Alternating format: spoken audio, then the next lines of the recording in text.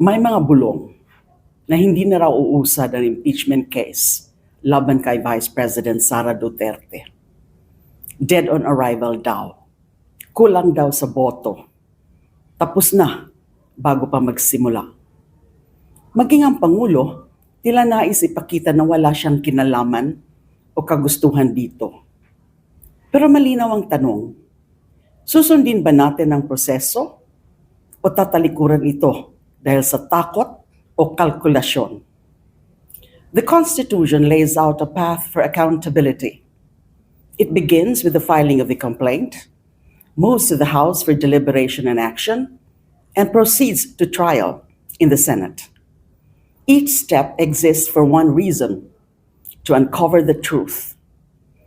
I've been invited to join the prosecution panel, and I said yes, not to serve any political camp, but to uphold the principles of truth, justice, and accountability.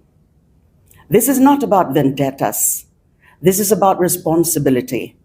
This is about courage. Kung talagang walang sapat na batayan ang mga akusasyon, ang ebidensya mismo ang magpapakita niyan. Hindi ang chismis, hindi ang takutan, at lalong hindi ang numero sa survey. To abandon the process is to abandon the people who still believe in the promise of justice. It tells every Filipino that those in power are beyond reach and that accountability is optional. But we've seen this before. We know what happens when process is ignored, when truth is silenced, when the powerful are shielded from scrutiny. This is how impunity begins. This is how it is sustained. And this is how a nation forgets. We cannot allow that to happen again. Not on our watch. Panahon na para muling itindig ang saligang batas.